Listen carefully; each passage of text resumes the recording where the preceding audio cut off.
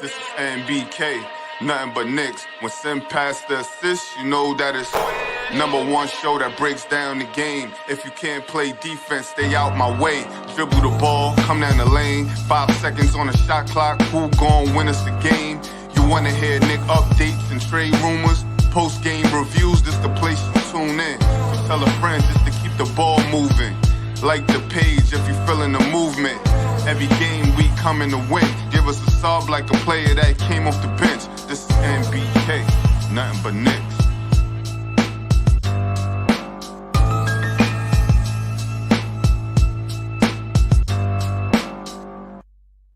Knicks family, was popping? Is your boy, ladies and gentlemen. The New York Knicks defeated the Minnesota Timberwolves tonight in overtime, 102-95 to win their third preseason game. I don't know if it was an impressive win, or should I say an impressive first half. What was impressive was the New York Giants defeating the Philadelphia Eagles. That's what was impressive, ladies and gentlemen.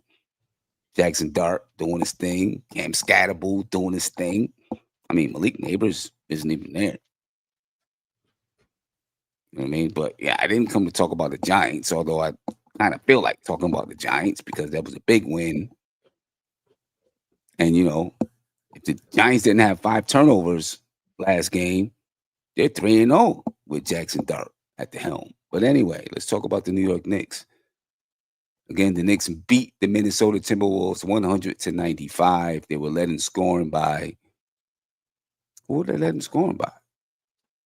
Bridges, Mikal Bridges, ladies and gentlemen. 15 points for Mikal Bridges tonight. But, you know, the Knicks offense, to me, wasn't that impressive tonight. You know what I mean? You know, a lot of talk about the Giants. I mean, I'm sorry. Still stuck on the Giants. A lot of talk about the Knicks offense being faster, more ball movement, you know, more man movement, utilizing more players, and it's definitely a work in progress. And I'm not saying anything negative about the Knicks right now.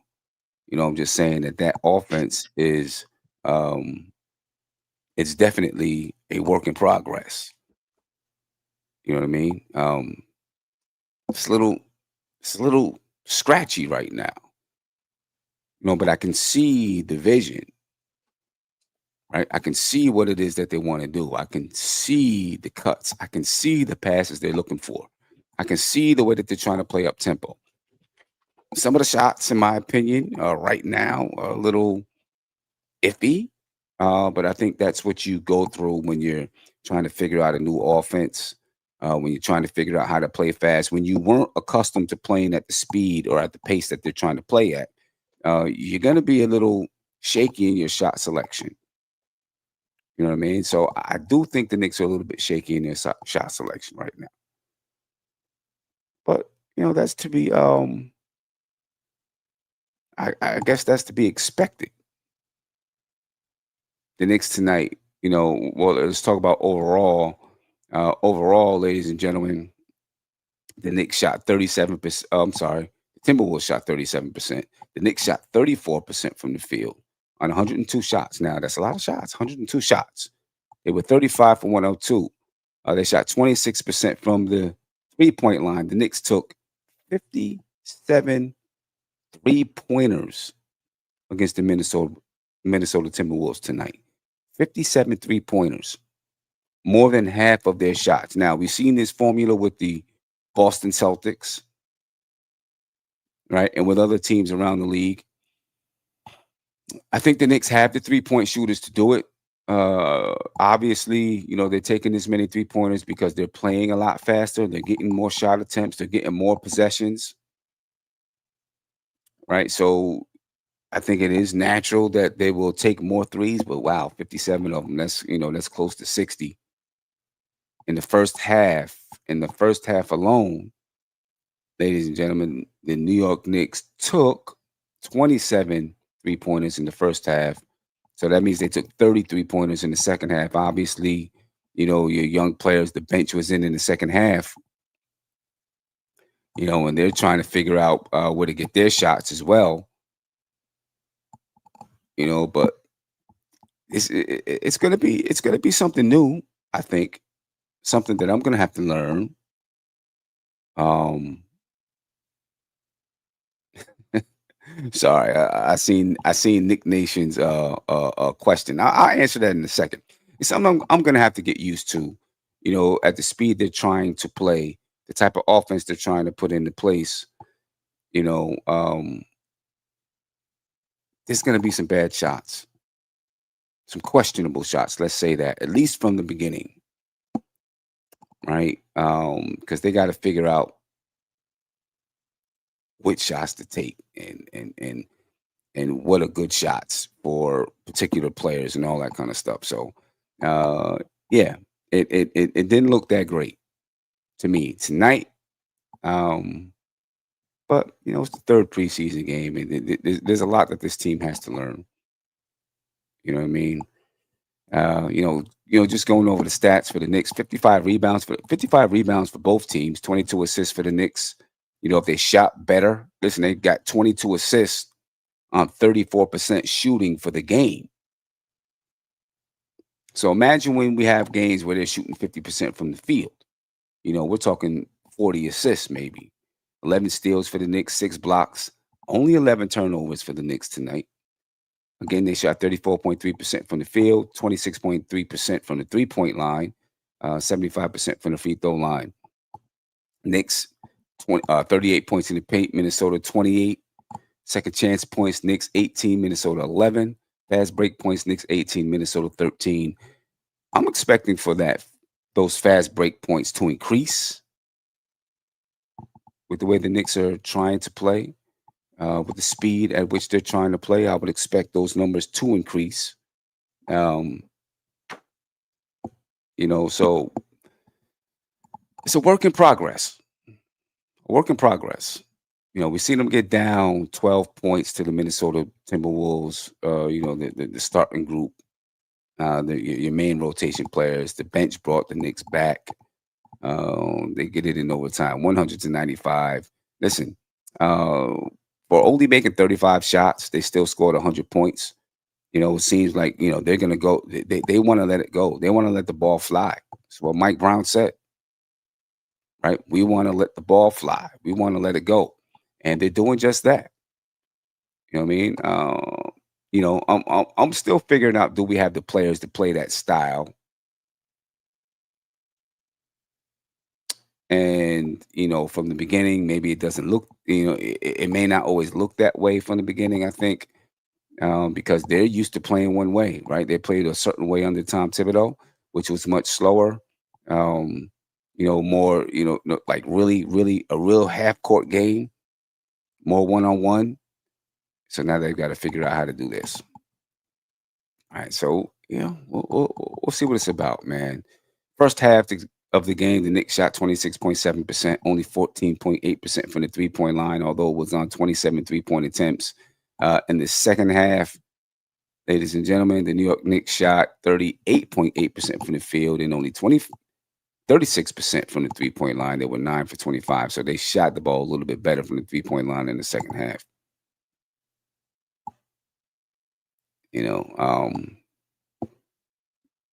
Yeah, we'll see. We'll see how this develops for the Knicks. Just looking at the performance of our guys out there. Karl Anthony Towns had 10 points and 11 rebounds. Jalen Brunson had 11 points, 4 rebounds, and 3 assists. 10 points for Miles McBride, 10 points for Yubusele. OG Anunoby had 8. Mitchell Robinson had 1.6 rebounds. You go on down the line, and some of our young players had a chance to play tonight and produce out there on the floor for us. Pacome, he had 5 points tonight. Malcolm Bridges, 5 points, 2 assists. Malcolm Brogdon, not Malcolm Bridges. Malcolm Brogdon, 5 points, 2 assists. I'm still wondering about Brogdon and what that's going to look like. How much playing time he's actually going to get. So far in the preseason, he hasn't played many minutes.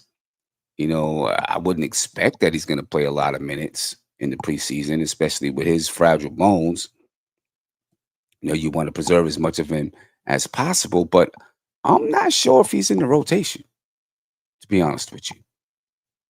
I mean, right now, the top five: Jalen, Karl Anthony Towns, Cal Bridges, Mitchell Robinson, OG Anunoby, right? And then Deuce McBride off the bench, Jordan Clarkson off the bench, Yabusele off the bench. You would expect that Josh Hart is going to be off the bench when he's back, right? So from what I'm seeing right now, I'm wondering, where is Malcolm Brogdon even going to fit? Because when I'm watching him out there on the floor, I can see, maybe the first game I was able to see a little bit of what he could bring, but um, I don't know if I'm seeing that right now over the last two games. And I'm not exactly sure where he's going to fit. He looks older. He's moving slow to me, in my opinion. He's not really knocking down shots when he gets them. I don't know. Kevin, you said, is he even going to make the team? That's a good question. He may not even make the basketball team. Right now, I think Landry Shamit's been getting more playing time than him. Now one could say, well, maybe Mike Brown knows what Malcolm Brogdon can do, so on and so forth. I don't know. So I'm starting to question if he does make the team, how much is he even going to play? I thought that he would be a perfect fit. I thought that he would really, really, make that second unit home. But I don't know. I'm not sure about Brogdon. You know what I'm saying? Looking at the size of our team and the length that we need, you might, instead of Brogdon, you might look at Pacone, you might look at Dallier, or you may look at Huck.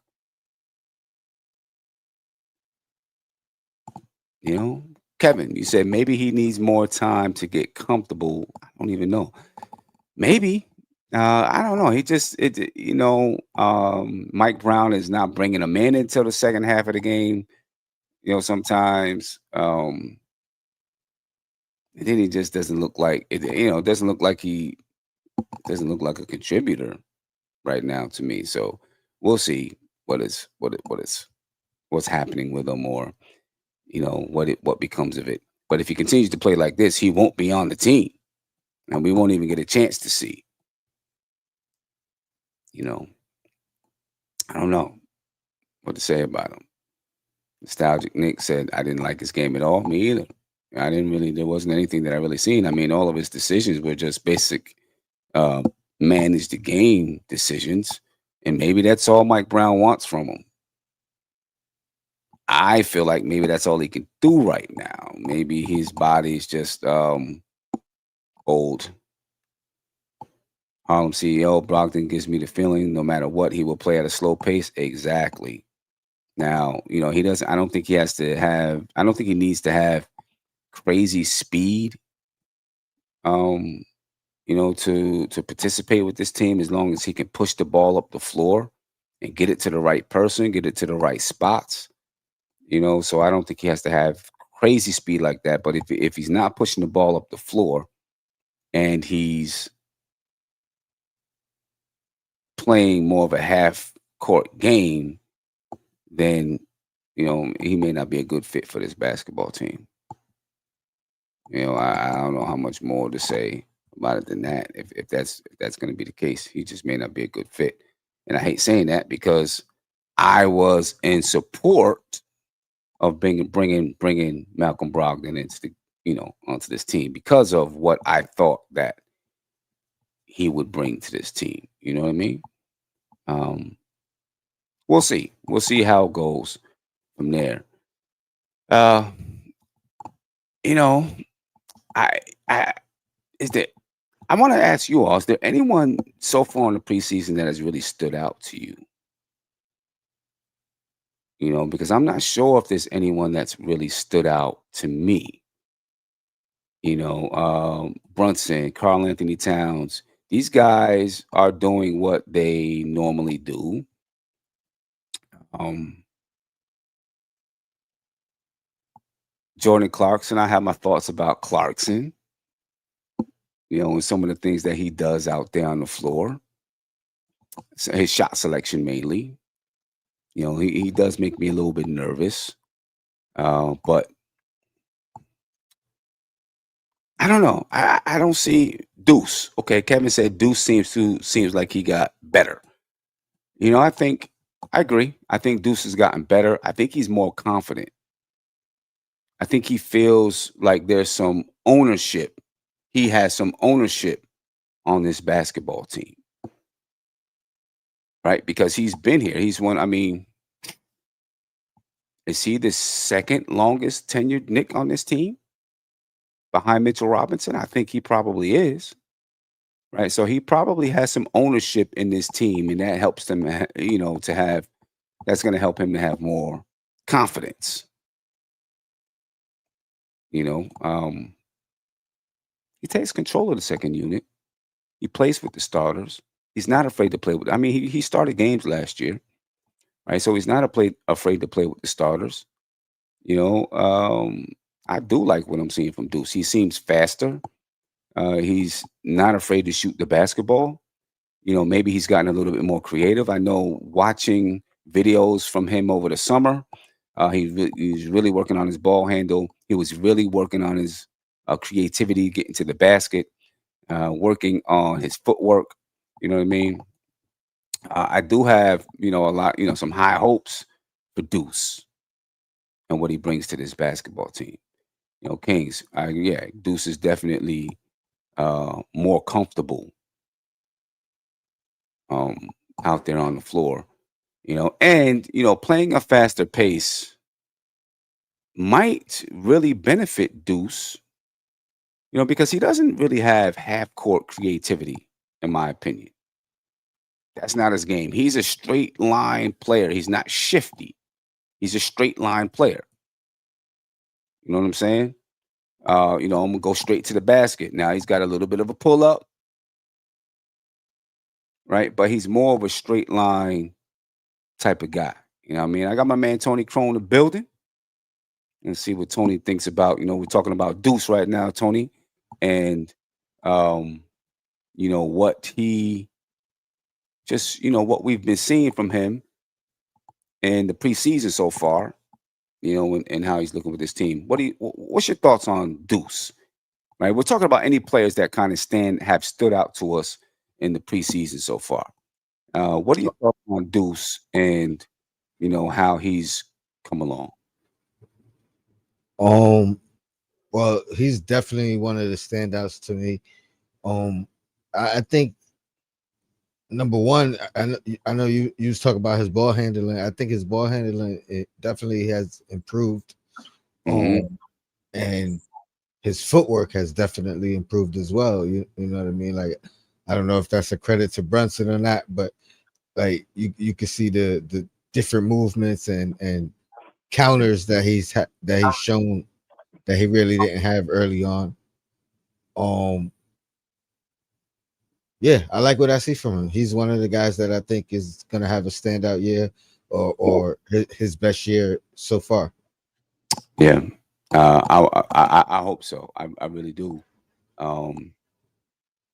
He's we were talking about him because he's the second longest tenured Knick. We were kind of talking about him, having some ownership on the basketball team, right? Feeling like, and that gives him confidence because he can feel like it's my team. Not that he's the best player on the team, but it's my team. I've been here for this length of time or that length of time, so this is my basketball team. And that'll give you confidence. You know what I'm saying? As you when you're on a team, even a working in a work environment, the longer you're there and older people move out, new people come in, you you feel like, okay, I got to teach these new people what happens in this organization, right? And you get more confident, you feel more like a leader.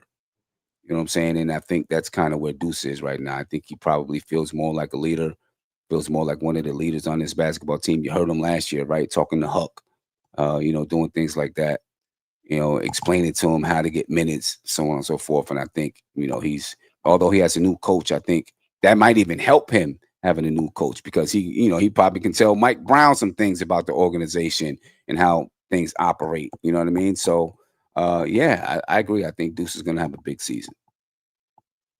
I wasn't really gonna mention it. I haven't talked about it, but one of the things that he said in the media, in one of these off-season media interviews, when they asked him about the difference, you know what I mean, between this year and last year, or it might have been specifically with the coaching, I don't remember, but he said, we're allowed to communicate, or we're allowed to kind of give our input as being like one of the things that's different with this year and that year. So I'm assuming directly not only to the players but to the coach, like you just mentioned, telling, communicating with Mike Brown, things he sees, things he knows, whatever the case is.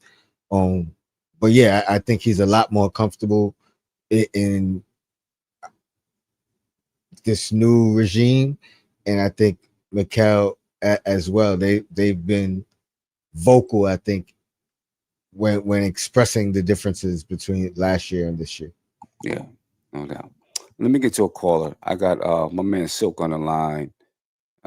Silk, what's poppin' with you, bro? How are you feeling? Hold on 1 minute, Silk. I want to make sure that everybody. I don't think everybody can hear you.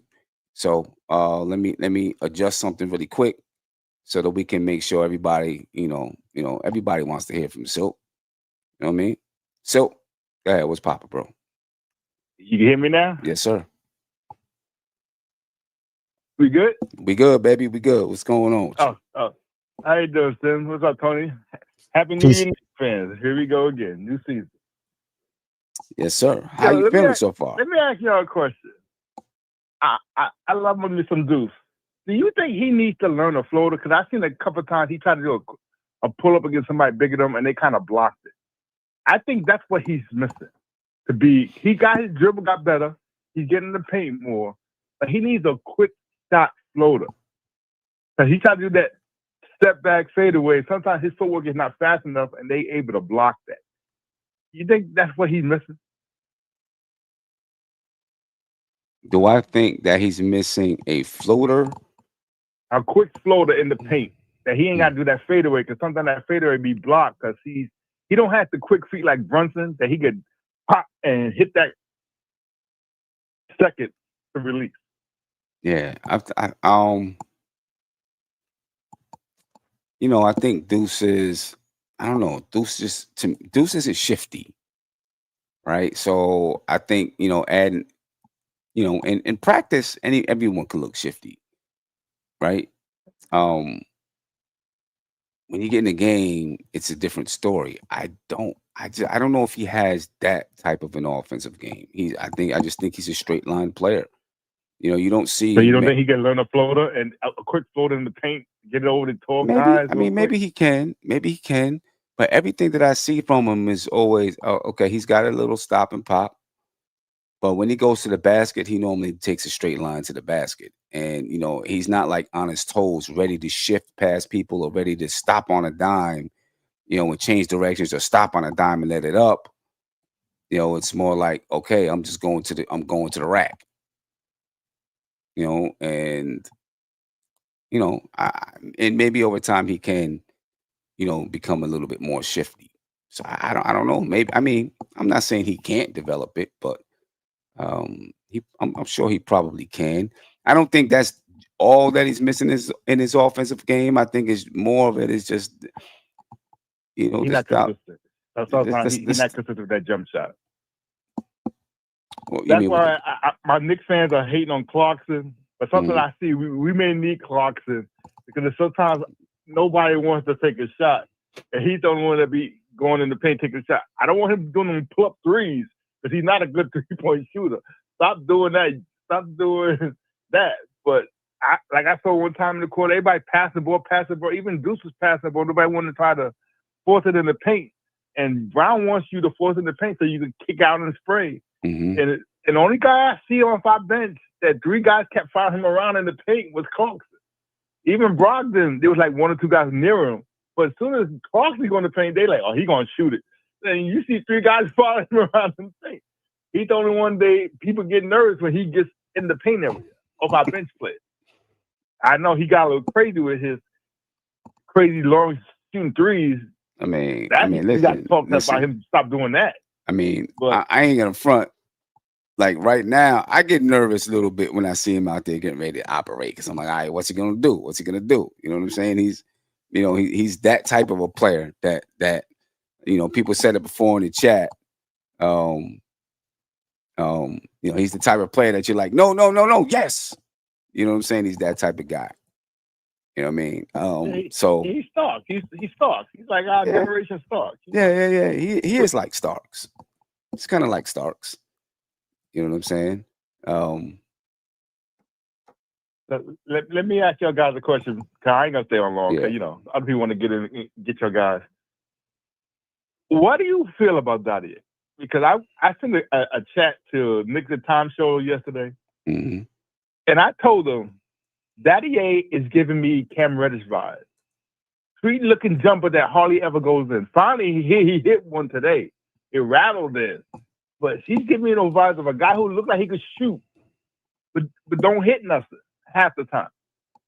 And that's supposed to be his calling. See, Deuce, everybody compare him to Deuce.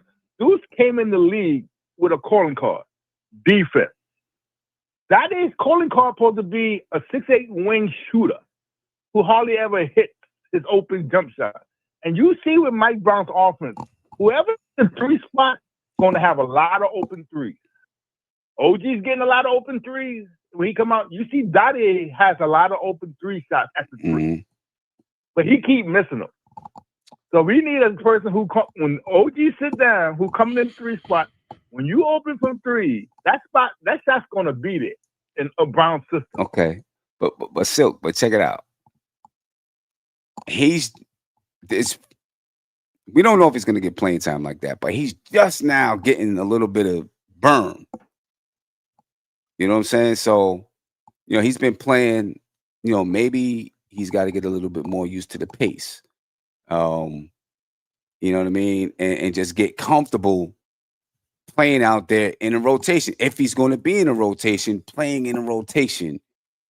You know what I'm saying? I mean, the shot looks good. They obviously see and know, like, okay, seeing it in practice. And there's a reason why he's getting a little bit of burn. I think they want to see if he can be a contributor because we do need his size coming off the bench, right? We do need another guy with his type of length. So I think they are trying to figure out how he can contribute, if he can contribute. You know what I mean? And it might take some time for him to become that comfortable. He was 2 for 4 tonight from the field, 1 for 3 from the 3-point line. I think eventually he'll be able to knock that shot down. Well, still, Tony, I want both of you to answer this. What is his calling card? Is he a defender? Is he a shot blocker? Is he a defender? Is he a shooter? What is his one NBA top skill that he brings every game? I mean, Tony brings defense every game. That was his top skill. Tony's been asking about that with him for a minute, to be honest with you. I just add, I just want to say, like, if he's around, if we do end up keeping him, I'm confident in our developmental team. You know what I mean? And how they're gonna develop him. And he, oh man, I lost my train of thought. But he's young. That's what I was trying to say. He's super young. You know what I mean? Like, he's younger than some first round draft picks from this year.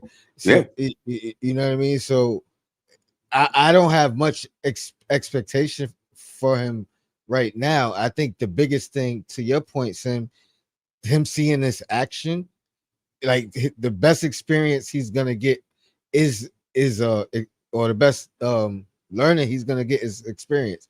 So he every little chance he get is gonna help him. Somebody in the chat, let me see if it's close. They said he's Deuce in his early years, so it's not close. So I don't want to I can't find who said it, but I agree. Like he needs time to develop. You know what I mean? The more playing time he gets, it'll help him. But right now, I don't think there should be much expectation on him. And everything he kind of does is like a positive. You know what I mean? The good he does is like a cherry on top, because there's really no expectation for him. Like I don't expect him to play if he's here. You know what I mean? Like there's a plethora of guys ahead of him in the rotation. So yeah, I'm all right with him either way. Yeah. But can I ask that question? Because I keep hearing that he's Deuce in his early years. Deuce had an NBA skill in his early years. You knew what Deuce can do in the NBA in his early years. He may not be able to dribble. He may not be able to shoot an open three, but he can man up on somebody in his early years. There's not one NBA skill I see Dade say, okay, that's what, if he was shooting open threes, I think, yeah, okay, he could do that. We got to teach him other stuff. I think the thing with him is you're half right. He doesn't have a thing that he could hold his hat on in the NBA, but I think he's good at, or you can see, you know what I mean? Like he's a decent defender and he has the length and size to develop that.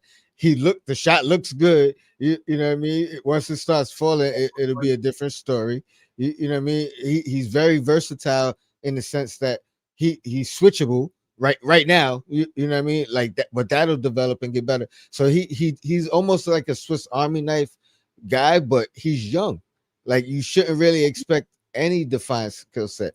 Deuce was old coming into the draft or coming into the league. Coming into the league, he's a little bit older. You know what I mean? Like yeah. when I think the comparison is how long it took Deuce to become who he is now. True. Okay. I hate to say it, but I think because the Knicks ownership is looking at Diarra, and he could be a plug and play dude more than Dadier right now. That's why they probably looking to trade Dadier, because they know they got Diarra, and he's cheaper. So that's why I think Dadier, even though he might become a shooter, Diarra has more Pascal kind of defense, handle, driving, rebounding defenses more than Dadier. And this is his first year. And he's a second round money. Dadier is first round money, but he has, even they said it last year in G League, he wasn't a consistent shooter. We thought that's what we were getting when we got him as a young kid.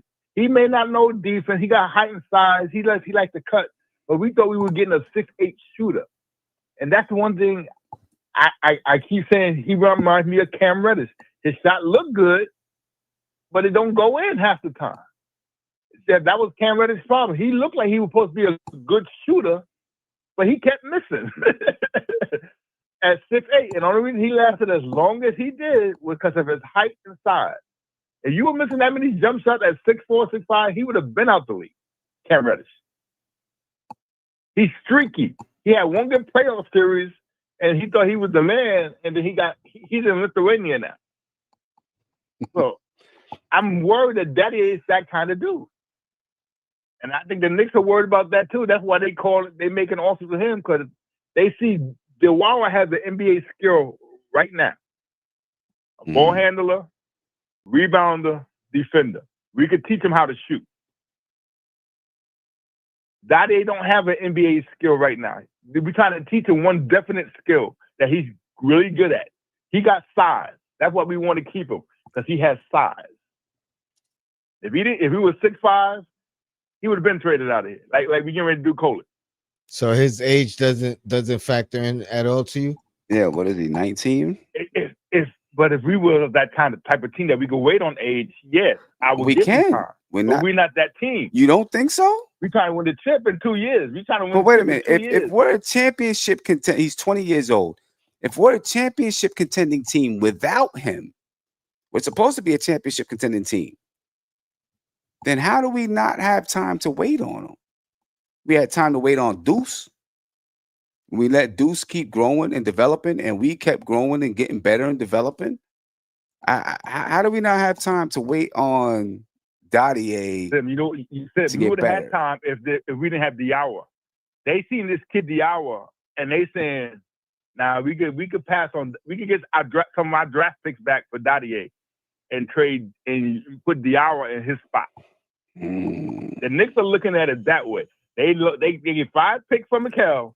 They can get something back for Dottier and put Diawara in his spot. If Diawara wasn't looking as good as he was in the summer league, I can see them waiting on Dottier.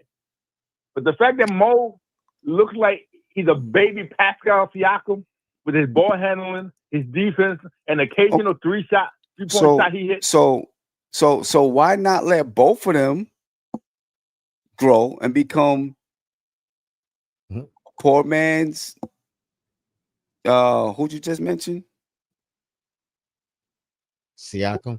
A poor man's Siakam and a poor man's OG that can come off the bench for you.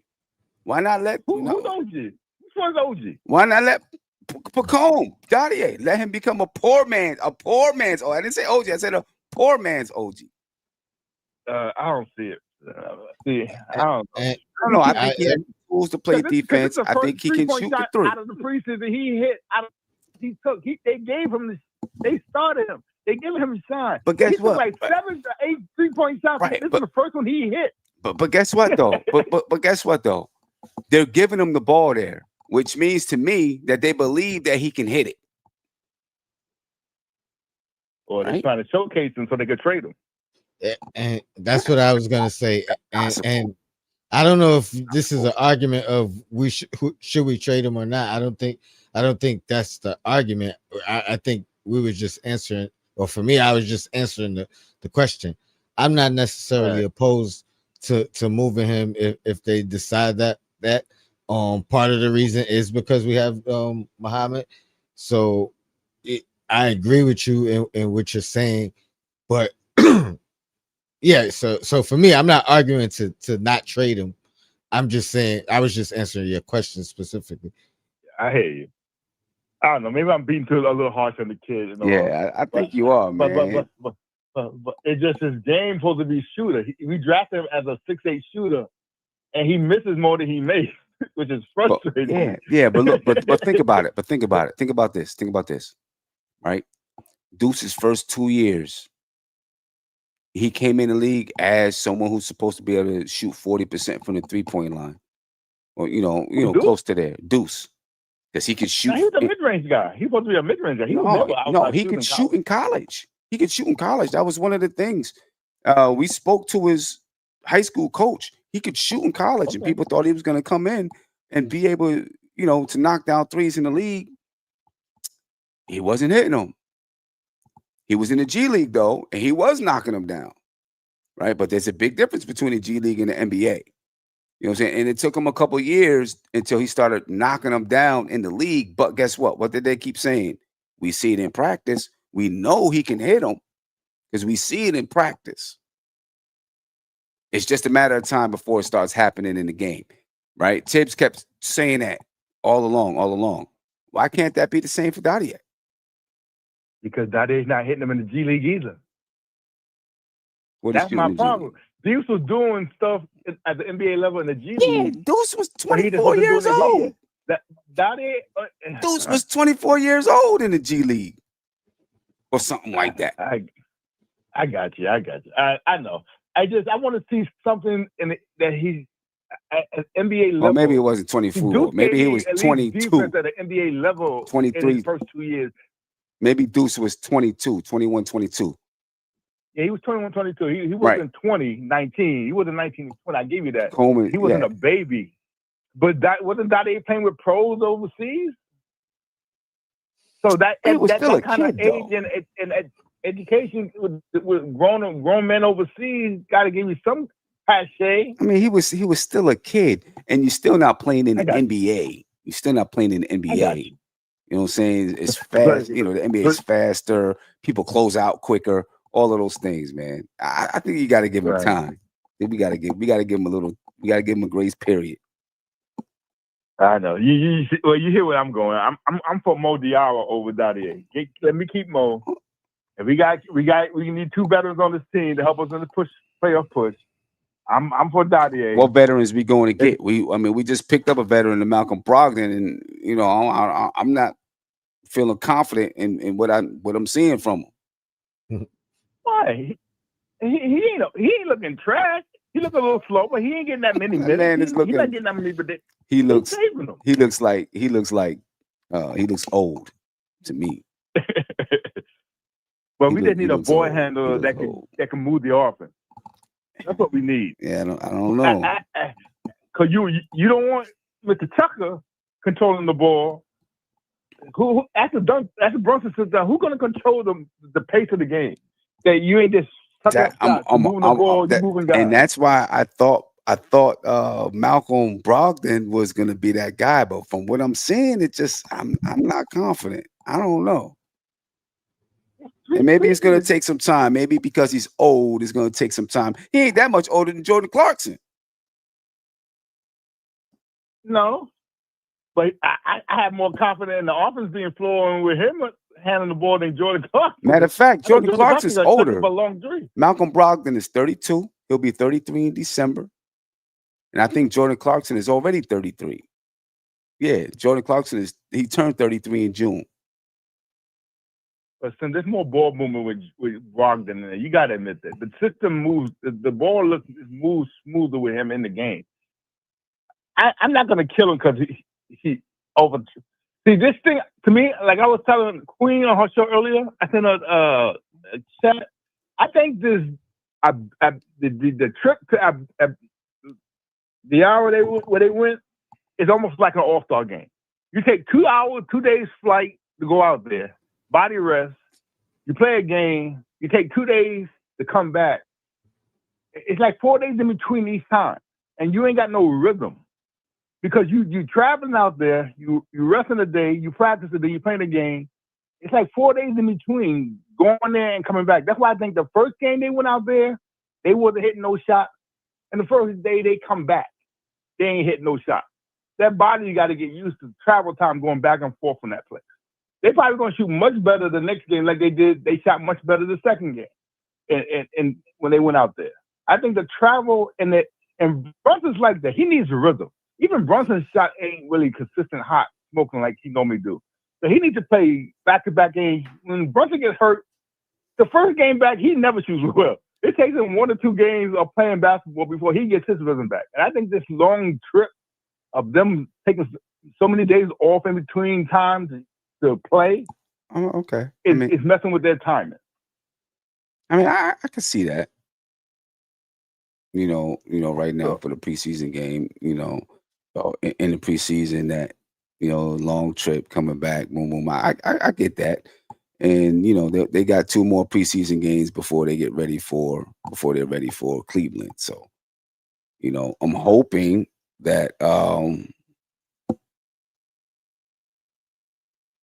I'm hoping that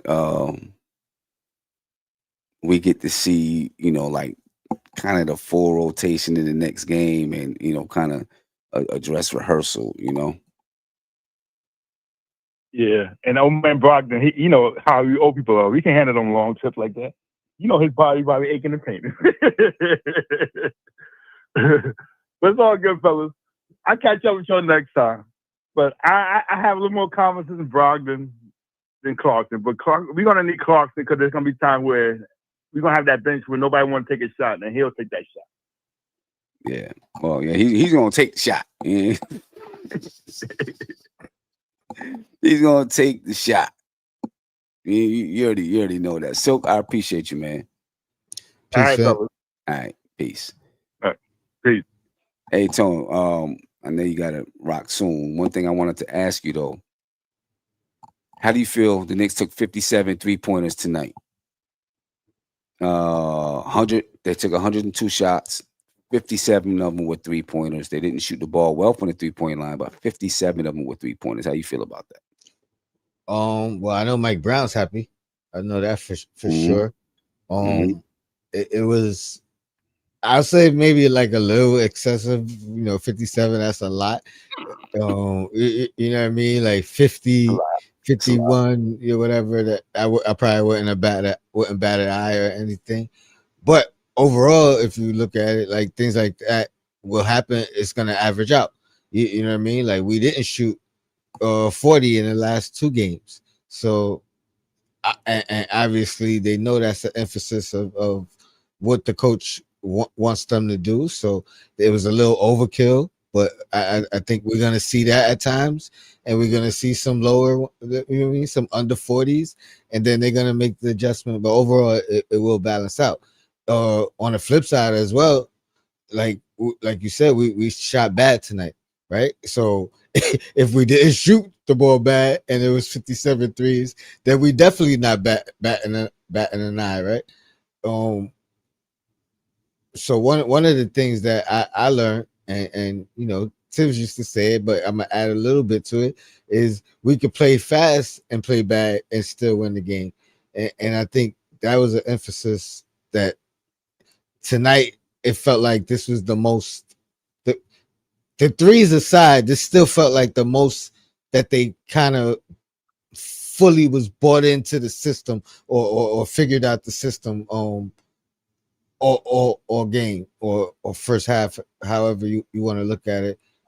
So I think they're just trying to get with the program, and yeah, overall it'll be fine, and I don't think we shoot this bad as we shot today, Oh, nah, overall. So I you definitely know don't what I think mean? Like it's it'll bad. look different when we hit shots. Yeah.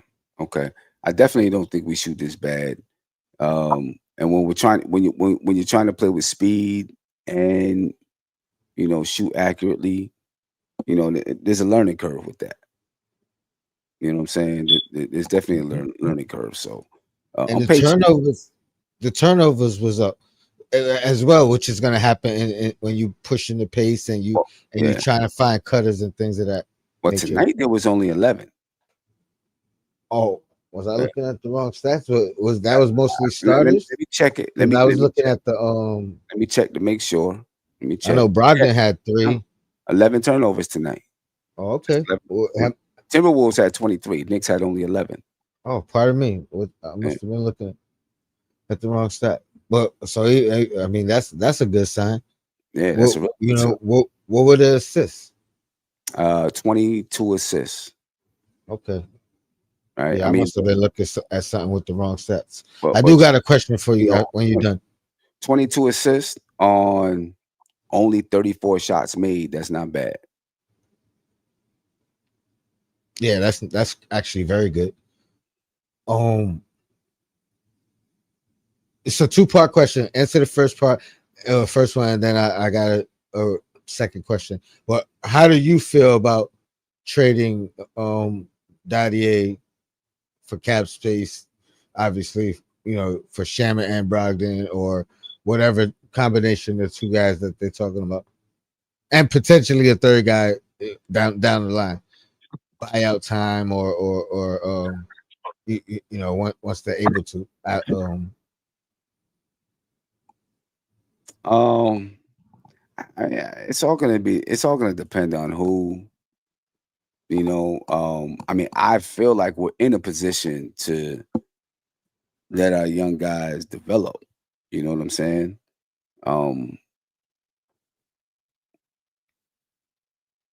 so I kind of disagree with Silk there. I feel like we are in position to let these guys grow and develop a little bit.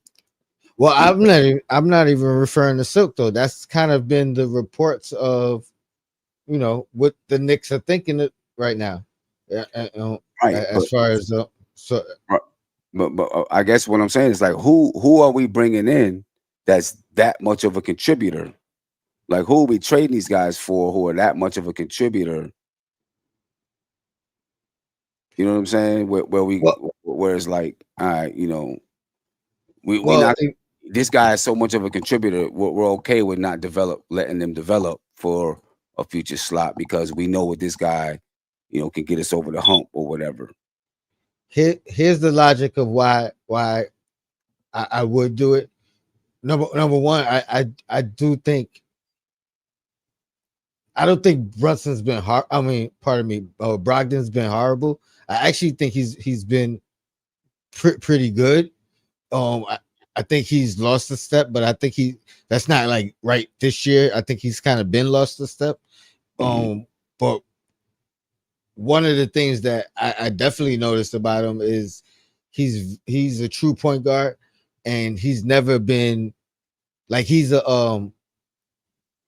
uses his brain. You know what I mean? Like he's never been the super athletic guy and taking off and like he's always had to do what he does cerebrally. So I think he's been pretty good. I think he looks like he's in very good shape.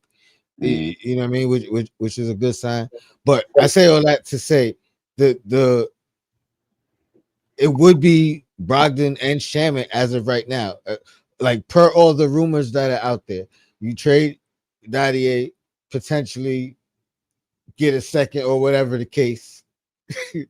Oh, supposedly, right? That was the first comments, the first speculation. But that allows you to sign Shaman and Brogdon and go into the year with those two guys. Because right now we can only keep one. And so would you prefer to just keep the one and keep Dadier? Yep. Because I think both Shaman and Brogdon would be more impactful this year. And that's only because I think they're not good, they're veterans. They're not gonna make the kind of mistakes that we gotta live with to put him in this situation. Personally, yeah, I'd rather keep if we're talking about Shamit or two guys that might be out the league next year. And I'm not saying they will be, but could possibly be out the league next year. I'd rather keep Dadier. And are you only looking long term, or you think he could be more impactful on this roster this year than Shamet or Brogdon? I'm looking at well, I'm not saying that he can be more impactful, but I'm looking at Deuce, Clarkson, Hart, Yabusele. Right? It's only I know where it's you're only going. so much that Shamet or Brogdon, from what I'm seeing right now, is really doing on this roster anyway. You know what I mean? See, I feel like I see both sides. I agree with you if you're looking like long-term perspective. You're saying he's probably not going to play either way, so why not have him, keep him, develop him as young talent as the years go by, or you know what I mean? Like I agree. I get that point. And I guess what I'm also saying is, like, if we're talking with only one of those guys, Brogdon or Shamet, is going to be really getting playing time anyway. So if I'm trading Dadier to keep one of those guys, and one of those guys isn't even going to play, I might as well just keep the guy that's going to play and keep working with Dadier. Or they both could be. I hate to use the term, but I'm using it because you know what I mean. They both could be situational, or they both could be in and out and playing throughout the year based off of opponent injury, whatever the case may be. But I agree with you in a long-term perspective. I also, if they do the trade, I'm not mad at it, because I believe when called upon, if called upon, however small amount of time or limited amount of opportunities they get, both Shaman and Brogdon and Matthews, for that matter, would have more of an impact this year than Capone Pacone put in the same situation, playing sparingly, playing periodically. So I get the organization if they do that. The second part of my question was, but I know your answer, but I would just say it anyway because it doesn't seem like there's a market for Pacone. You know what I mean? And the question has come up on they may have to attach an asset to move him, a second round pick to actually move him, have somebody absorb his contract. I fear it's 100% safe to assume you would be totally against that, considering you don't want to do it, even if we're getting the second. Us attaching a pick to move him? I don't do that. Oh, making that much money to have to do that? Well, we, it's a small. He's not making that money where it's like, oh, we got to attach a pick to get this guy off the books. Nah. I agree with you in that sense right there. If we're not getting a pick or whatever we have to get back for them to absorb his contract and take him on, I don't want to add any asset, whatever it may be, to even if it's Kolek and him, you know what I mean, and they absorb both those guys, I wouldn't want to do it. I think that's a little bit too steep. I think to your point, I don't think there's enough room for both those guys to kind of be in the rotation anyway. But that's just what the talk has been. And I'm bracing you in case it happens. You're not surprised. I know you're not gonna like it though. Yeah. I don't know. Yeah, well, I guess we'll see, man. I mean, he's playing. He's been getting some playing time. I think Mike Brown is trying to, it's probably both. He's filling them out to see, can he contribute, and letting other teams see what he's about. I don't know. I like to keep him around, see if he can become, a 3-and-D guy. I mean, let me get to this caller here. Caller, you're live. Name and where you're from, please. 20th, how y'all doing? It's Jason, man. Jason B. Jason, what's going on with you, brother? How you feeling? Peace, fam. How you two doing, man? I knew it was Jason because I heard that. I hear that fire alarm in the back. Yo, I changed the batteries a few weeks ago. I think them Dollar Tree batteries ain't working, man. Yeah. What's happening, man? So, ain't much, man. Ain't much. I'll keep it short because I know you guys are late, but it's a few points. And I gotta respectfully disagree with the last caller. There's no way I'm trading a potential starting wing, 6'8" young wing, to keep Brogdon and Shamet. That's just my opinion. If the front office does, feels, if they see fit to do it, then hey, it is what it is. But I just, what we've learned in this league years ago is you need a point guard. Mm-hmm. But in today's league, you need wings. You need long, athletic wings that can shoot. Now, while his shots haven't been dropping, you see the form. You see he could do it. What's missing with him is, in my opinion, is confidence. Once they start going in, you'll see his confidence. He could defend. He could rebound. It seems like he's always in the right spot. He doesn't force shots.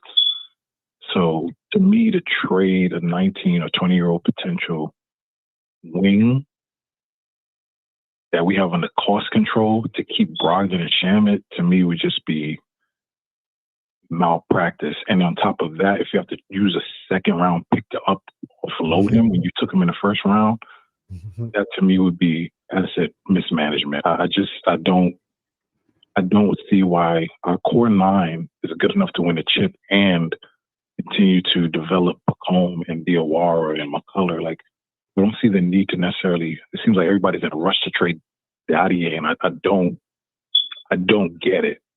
Brogdon to me looks very slow. Shamet looked good. He looks good, but there's a reason why these guys kind of hung around. Like, I don't see teams knocking down their phone number to pick them up. Maybe they will, some injuries down the line, but I'm with you, Sim. I'd rather keep Gaudier, man. Like, we have him and Diawara. We have 2 wings, young wings, under cost control for another few years. Why are we so quick to try to offload them to me? When did our fan base become so impatient? ought to be with the wings that we have in our stable. Him, Diawara, and the young man from the Nets, Tosan. I don't know how to say his last name. Those are 3 young wings. You know, why not keep them? Our core 9 is good enough to win a chip. Keep Brogdon and Shamet and Trey, a 20-year-old potential starting wing. To me, it would suck, man. If they do it, then hey, it is what it is. But I'll say this. We saw this with the Clippers when they drafted SGA. Now, I'm not saying Akuma is going to be SGA, but nobody saw SGA becoming into what he became now. I bet you one thing. I bet the Clippers wish they didn't trade him. So I'm always weary when you're trying to trade a young talent. Okay, the shot's not falling, but you can see he defends very well. He had a block tonight. He can finish around the rim. He rebounds. You could tell his team, like, you could tell Bridges kind of keeping him under his wing. Why not learn from those wings like OG and McCall, especially in the second apron where you know you can't keep a lot of these high-paid players more than 2-3 years. You got 2-3 wings under cost control that are young. You keep them around. You know, if we're dependent on Sham and Brogdon to win a chip, that means our season went down the tube, in my opinion. So, you know, that's my opinion on the Dottie thing. If you want to respond, cool. If not, I'll move on to the next topic. Yeah, I agree with you 100%, man. I think, you know, we let's keep him around, see what he can turn into. You know what I mean? He's got some talent. You know, we got him under cost control. This to me, neither Shamet or Brogdon is worth it. You know, if we can keep one of them and still keep Dottie, you know, then I think that's the best thing to do. Now, you know, if this was somebody that we seen that was like really, really, you know, we had 2 veterans in here that were really producing at a high level, and we had to move them to keep them, then maybe that's a different story. But you know, right. And what have we complained about the last few years? We don't have. I've heard it on this channel. I've heard it on other podcasts. We don't have length. We need more wings. So let's keep them. Our core 9, or if you want to say core 10, is good enough to win a chip. Yeah, we don't need to trade potential. Now, I'm not saying he will be. Like I said, with the Clippers and SGA, right? You don't know what these players are going to do in the future. He's only 20 years old. He's only 20. What were we all doing at 20 years old? He's in the league. Like, you have to sometimes, it seems like the last caller wanted him to already be an all-star, an all NBA player. Like, no, everybody's journey on becoming a good player is going to be peaks and valleys. There's going to be ups and downs. There's going to be a little turbulence. You're going to hit some high patches, and you're going to drop a little bit. But you can see he's getting more comfortable. So I'm against trading him for Brogdon and Shamet. If it was another kind of player, or like you said, Sam, you could see, all right, these 2 or this one player is really going to make a difference. He's the marginal difference in us winning the championship or getting to the finals. Then by all means, you trade him, because a finals championship run is so finite. And we've seen it already. So next thing, and I'll make it quick. The players that have, impressed me have been McCall, Deuce. I will say Clarkson. I know a lot of fans right now are kind of like hot and cold with Clarkson. He's the exact player that we didn't have last year on the bench. Yes, he's going to take bad shots. He is. That's just the bottom line. You're not going to change who he is, the player, at 33 years old. At 33 years old. But I can tell you what, sometime during this season, or if we make a deep playoff run, I guarantee he's going to have a game where people are going to be like, damn, we're glad we got Clarkson. Because you could tell he makes tough shots. He's not afraid to take a tough shot. We didn't have that on the bench last year. We didn't have, the last time we had a player like that on the bench was Quickly. Now, they're 2 different players, but you knew when Quickly came in, he could go off at 15 to 20 points in a heartbeat. And Clarkson has that ability. So I'm not going to give too hard on Clarkson. He is what he is. He's a hot wave scorer. He's a volume scorer. Another player I want to see, and I'll take it off the air, fellas, so y'all could go. In my opinion, Porter needs to be in that bench rotation. Now, I don't know how it's going to work as far as minutes, but it's a good problem to have. But I can tell you one thing. He defends, He's athletic. He's busy. I always, even on the TV, you can hear him yelling, screaming on defense. Especially with our bench. Our bench is going to be very small. We run three guards, right? You got Yabu. While he's a big, strong guy, and he could defend a little bit. You know, he had that block in Abu Dhabi a few days ago, so he could defend. But man, when you have Mitch and you have 40, you have 48 minutes of controlling that paint and getting rebounds, and 40 could score. So hopefully we see more of Putty during the season. And, I'll take it off the air because it's getting late. And you guys have a good night, and I'll listen in. All right. Appreciate you, man. Say your JB. 163625212. I'll be on for a few more minutes, and then, I'm going to jump off and listen to that Mob album. You know what I mean? Let me see. We got another caller here. Caller, you live. Name me where you're from, please. Hey, what's going on, guys? Oh, my goodness gracious. It's the big one, ladies and gentlemen. It's the slim one. The slim, slim big bubble. Thank you, Tony. Slim bubble. Whatever you want to call him. What's going on, man? What's up, man? First and foremost, Sim, congratulations. Thank you. I appreciate it. You're the first Knicks player with a ring. There's going to be many more coming. You said I'm the first Knicks player with a ring? Yeah, man. First Knicks player with a ring. I don't have a ring yet. Besides, I gave a ring. Coming, I gave a ring. I gave a ring. Yeah, you gave a ring. I gave a ring. This man. Yo, Isaiah, man. Listen, man, bro. Hold on. I just want to say peace, man. I love you. Keep being you. Sim, appreciate you. All right, bro. And, on air, congratulations again. You know what I mean? No doubt about it, man. I gotta get out of here. I gotta work in the morning. People probably don't even know why y'all saying that, but I'm gonna let Big Bubba speak, and then I'll, go ahead. All right, Tony. Peace, bro. Have a good one. Big Bubba. Go ahead, man. Yes, sir. Oh man, what a good night for New York sports, man. Well, for two teams out of the New York sports. Hey, Giants, I'm loving what. Oh, just somebody asked me would I even be wearing this jersey if the Giants lost tonight? Maybe not, but they didn't lose; they won. So they. Oh, I had to worry. Yeah, we not talking. We listen, man. Full domination, man. Good, man. Like I said, well, serious note, though, man. Congratulations, man. I'm so happy for you, man. Really, really am happy for you. I appreciate it. Yeah, listen, man. The Knicks, man. I got to watch some highlights because I was at work. But man, they look good. They look good. I'm scared, man. I think somebody might try to steal McBride, man. He's looking.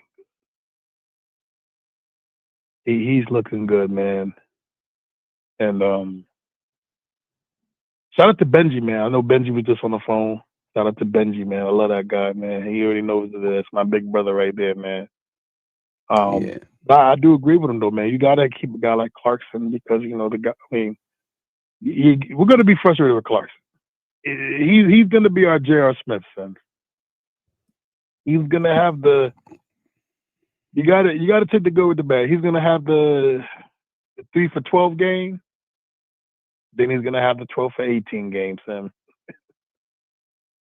That's gonna be Clarkson's season. Now you gotta take the good with. There's gonna be times when it was like Clarkson, you didn't need to take that shot. I mean, but then there's gonna be times when there's no offense and Clarkson comes in and that's our guy. Man, I'm willing to deal with that. He's gonna make us crazy some nights. There's no doubt about it. It's gonna make us crazy. You know what I mean? But we're gonna have to live with it. We're gonna have to live with it. Go ahead. I think he's gonna produce more than he makes us crazy. So I think his positives will outweigh the negatives. Yeah. So and here's the thing too, Sim, that here's the big difference between. Because everybody usually goes based off the J.R. Smith and his time with the Knicks. Mm-hmm. The biggest difference now, though, Sim, between when we had J.R. Smith was J.R. Smith, man. If you want to be real technical, Sim, he was kind of our second option for a while. Mm-hmm. For those years, he was really like our second option because nobody besides Melo back then on the Knicks team could really create their own shot. So people used to get frustrated with J.R. Smith so much when it was really like, yo, J.R. Smith's our second option, and you're gonna have to really live with J.R. Smith. Yeah. With Clarkson, we have so much scoring Sim that it's more like if he does have that, right? If he does have the game where it's like, yo, he's bugging, you could pull him out and it won't really. It shouldn't kill you like it would kill if you had to take J.R. Smith out. You know what I'm saying? Right. It shouldn't. No, it it shouldn't. won't. Because again, don't get me wrong. It's going to be those nights where Cat's not hitting, Brunson's not hitting. It's going to be Clarkson hitting, and he might make a crazy shot where it's like, oh, dang, man, you didn't need that. But it's going to happen. You know, we got 82 games. It's going to be a long season. Yeah, I mean, you know, I think his positives will outweigh the negatives. You know what I'm saying? Yeah. Now, and Sim, man, I don't know about you, man, but Deuce, man, hold on for 1 minute. Before we go to Deuce, you know, just Greedy Grizz has some things to say about Clarkson. He said Clarkson is not inefficient. Why are y'all putting that narrative on him? Do you watch him play? I didn't say he was inefficient. I said sometimes no one said he takes bad shots.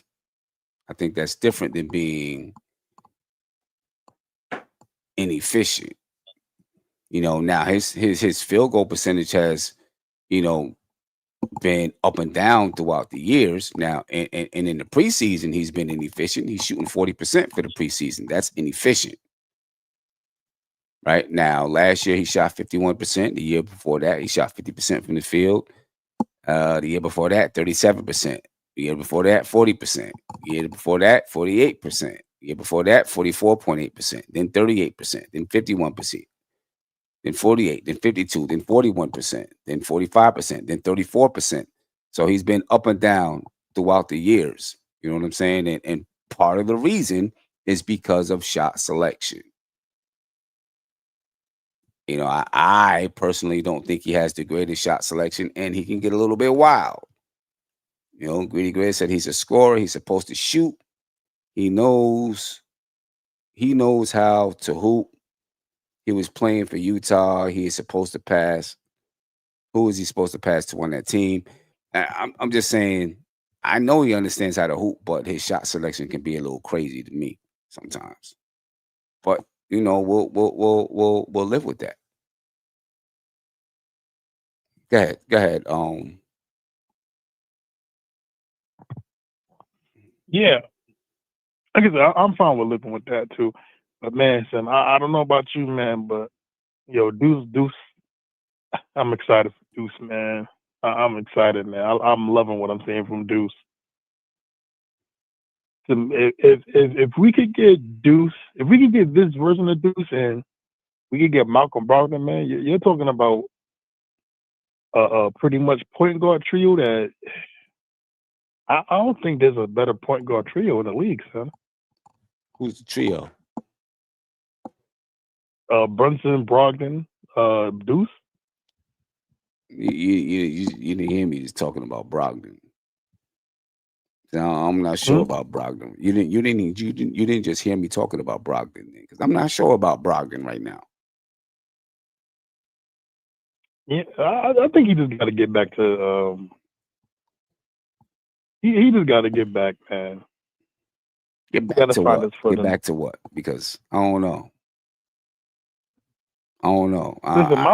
Listen, he looks old to me right now.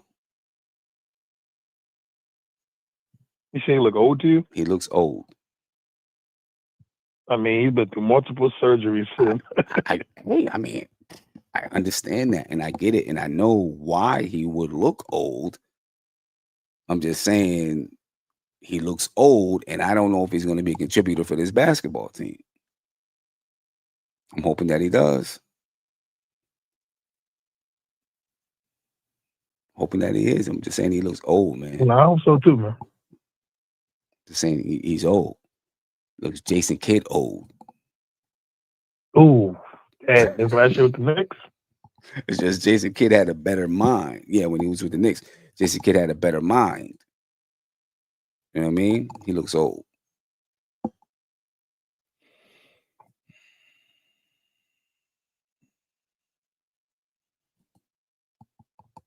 So I don't know. I hope he gets, but you know what? Listen, I'm old. So when I first get on the court, it takes my body a little bit to warm up. So maybe it's gonna take him a little time to warm up. Yeah, man, don't worry. Listen, man, you know. That man, you know how it is now, man. You know when I beat you this time, Hey, come on, man. Come on. Sim, I'm trying to tell you, man. This ain't the same. This ain't the same Big Bubba, man.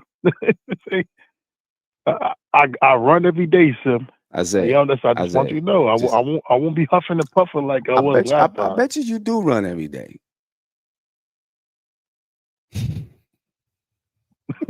I run every day, man. I bet you do. Here you go, man. You know what I'm saying? The prisoners chasing you around the cell.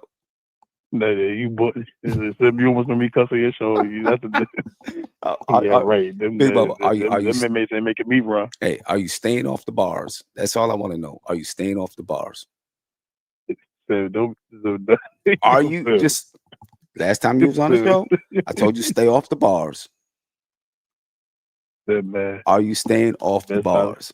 You better stop playing with me, man. Big Bubba. Them dudes know what it is with me. Big Bubba. Them dudes know what it is with me. Okay, I'm just listen. Face forward to the bars. That's all I'm saying. Face forward to the bars. Face forward. Just face forward. Okay. Listen, man. And face forward and take 2 steps back. Listen, I'm the big dog, man. Don't get that twisted. Huh? I'm just saying. Yeah, you crazy. Yo, them prisoners got Big Bubba running around the yard. That's why you running every day.